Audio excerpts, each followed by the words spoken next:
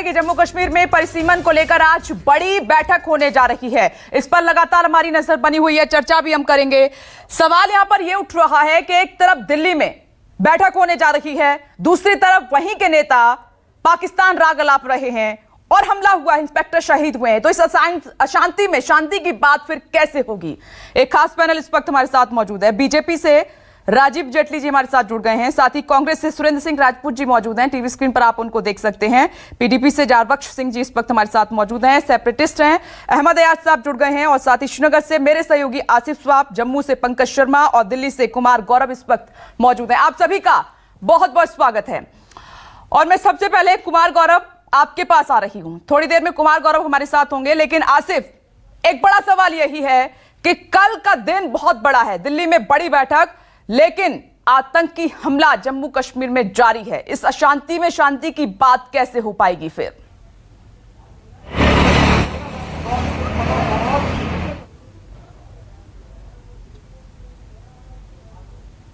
है जाहिर तौर पर ये बड़ा दिन है जम्मू कश्मीर के लिए कल, क्योंकि जो पिछले करीब महीनों से एक प्रोसेस बैक चैनल के द्वारा शुरू किया गया था वो अब शेप लेने लगा है और कल की बैठक में तय होगा कि जम्मू कश्मीर में आने वाले दिनों में किस प्रकार से राजनीतिक हलचल आगे बढ़ेगी। क्योंकि इस बैठक के दौरान जो सूत्रों से हमें जानकारी मिल रही है, जम्मू कश्मीर से संबंधित कोई बड़ा फैसला भी सामने आ सकता है अगर सब कुछ ठीक रहा तो।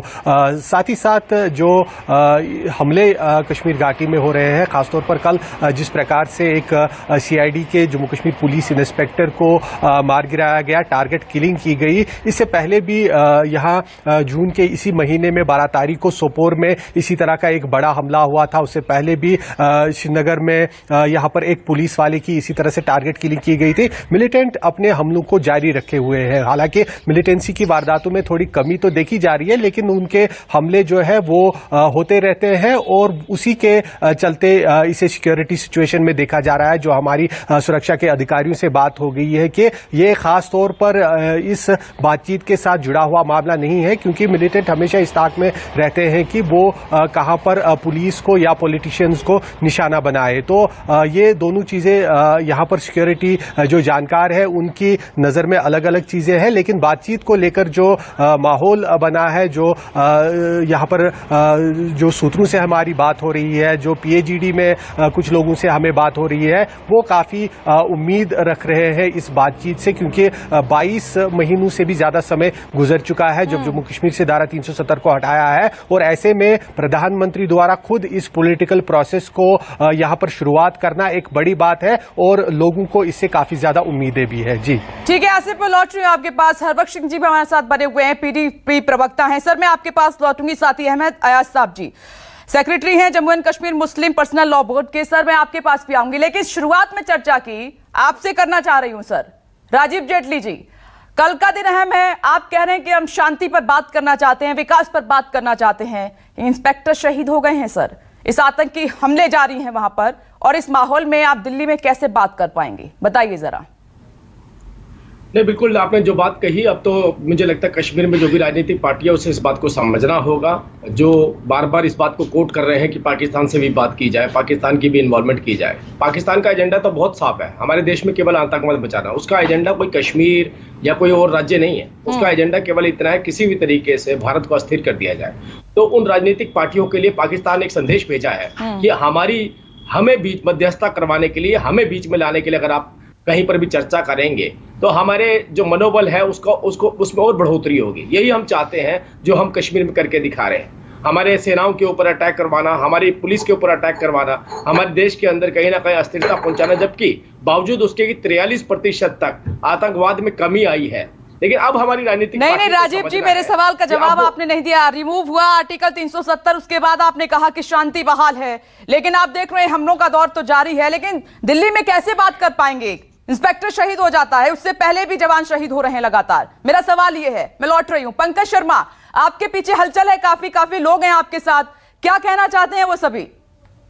कल जो मीटिंग होने जा रही है प्रधानमंत्री नरेंद्र मोदी के साथ जम्मू कश्मीर के नेताओं की जो आज मीटिंग, कल जो मीटिंग कल महबूबा मुफ्ती ने पाकिस्तान के प्रति अपना प्रेम दिखाया था।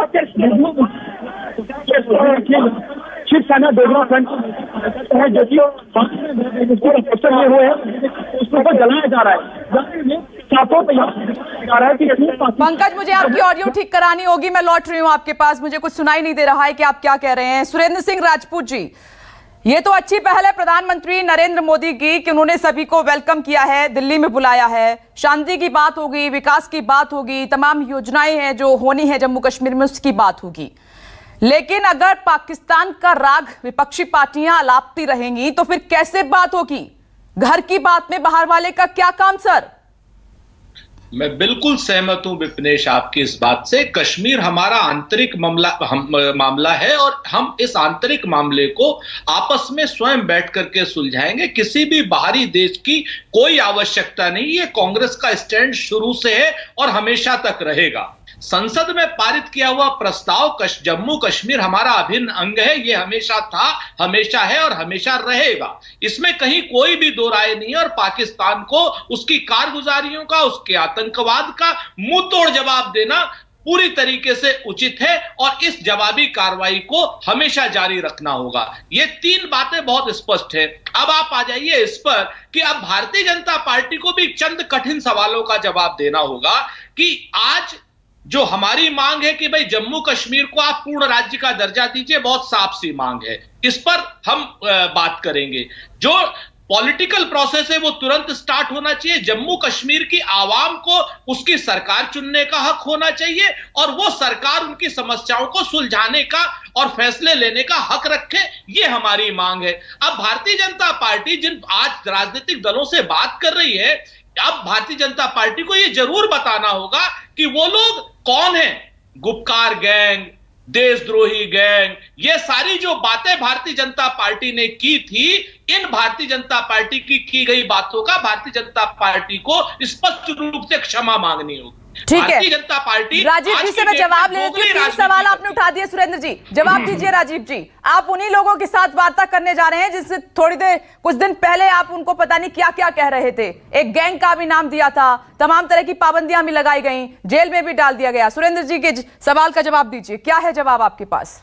हमने गुपकार गैंग जब बोला था तो उसके पीछे की एक वजह थी, क्योंकि ये राजनीतिक पार्टियां मांग कर रही थी कि जो कश्मीर के अंदर व्यवस्था आपने बनाई है, जिस व्यवस्था में कश्मीर के दलितों को, मतलब वाल्मीकियों को, गुरखाओं को, वेस्टर्न पश्चिम पाकिस्तान से आने वाले लोगों को, कश्मीर की बच्चियों को जो अधिकार दिए गए हैं वो अधिकार वापस ले लिए जाए, क्योंकि 370 लागू कर दी जाए। 370 लागू होते ही ये सब लोग अपने अधिकारों से वंचित हो जाएंगे, ये उनकी मांग थी। ऐसी मांग कोई राजनीतिक पार्टी अपने प्रदेश के नागरिकों के लिए तो नहीं कर सकता है कम से कम, तो वो उसे हम राजनीतिक पार्टी का एंगल ना देखते हुए गैंग की बात करी गई थी। लेकिन आज मुद्दा जो है वो ये है कि कश्मीर के अंदर लोकतांत्रिक व्यवस्था को मजबूत करना, जिसका इनिशिएटिव हमने लिया है कि देश के प्रधानमंत्री कह रहे हैं कि आप सभी लोग आइए यहाँ पर अपनी चर्चा कीजिए। बहुत सारी राजनीतिक पार्टियों ने इसका वेलकम किया है, लेकिन महबूबा मुफ्ती जी ने पाकिस्तान का जो राग अलापा है दोबारा से कि पाकिस्तान से भी चर्चा होनी चाहिए, मुझे ये समझ नहीं आ रहा कि वो पीओके के ऊपर चर्चा करना चाहती है, क्या वो अपने कश्मीर से इतना प्यार करती है कि जल्द से जल्द पीओके को भारत में मिलाना चाहती है। अगर ये उनका उद्देश्य पाकिस्तान को लेकर के है तो मुझे लगता है ये वेलकम होना चाहिए, इसके ऊपर जरूर चर्चा होनी चाहिए। लेकिन अगर ये उद्देश्य नहीं है तो आप इससे अंदाजा लगा सकते हैं कि वो राजनीतिक पार्टियां कश्मीर और कश्मीर की जनता से कितना प्यार करती हैं। 2-2 IIT, 2-2 एम्स, 1600 किलोमीटर की सड़कें। नहीं, कोई तो ऐसी बात है जो समझ से परे है कि जिनको आप गुपकार गैंग कहते रहे, जिनको दरकिनार करते रहे, जम्मू कश्मीर के लिए जिम्मेदार ठहराते रहे, आज उन्हीं को वेलकम कर रहे हैं, उन्हीं को इन्वाइट कर रहे हैं। हरबख्श सिंह जी। हाँ, बिल्कुल बिल्कुल। देखिए, लोकतांत्रिक व्यवस्था को मजबूत करना तो राजनीतिक पार्टियों का समावेश चाहिए और डीडीसी चुनाव में आपने देख भी लिया 98% से ऊपर पार्टिसिपेशन कश्मीर की जनता। वेट राजीव जी, मैंने सवाल हरबख्श सिंह जी से पूछा है। हरबख्श सिंह जी, चुनाव नहीं करवाए जा सकते जी। ये घर की जो बात है उसमें बाहर वालों का क्या काम? अगर पाकिस्तान राग अलापते रहेंगे तो फिर कैसे शांति बहाली होगी जम्मू कश्मीर में, जिसका नारा आप देते हैं, जिसकी बात आप करते हैं?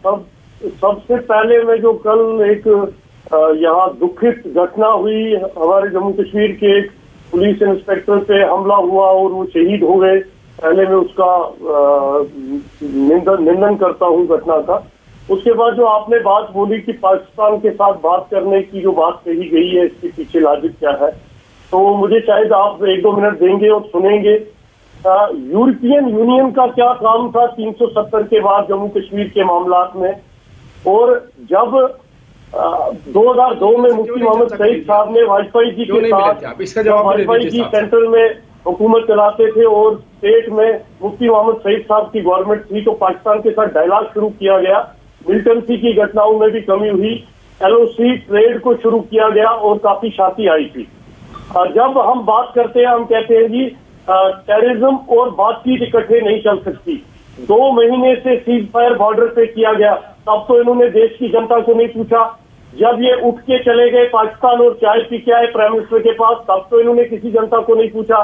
और जब अब चाइना वालों ने 18 फौजी हमारे शहीद किए, उनके साथ बातचीत चल रही है, तो चाइना दुश्मन नहीं है।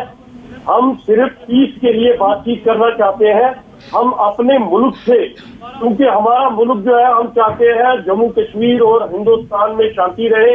और आप लोग ही बार बार चैनलों पे इनके नुमाइंदे कहते हैं पाकिस्तान से सारा कुछ हो रहा है, पाकिस्तान चैनल है, पाकिस्तान टेररिज्म शुरू कर रहा है।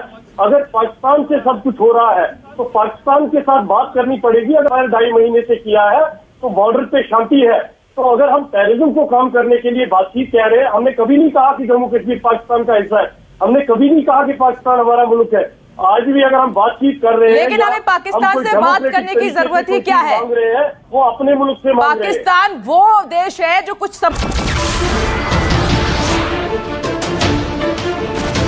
नमस्कार, मैं हूं मानक गुप्ता। अगर आपको हमारा ये वीडियो पसंद आया हो तो इसे लाइक और शेयर जरूर करें, और हां, हमें सब्सक्राइब और फॉलो करना ना भूलें ताकि आप देश और दुनिया की कोई खबर मिस ना करें। तो जुड़े रहिए हमारे साथ और देखते रहिए न्यूज़ 24।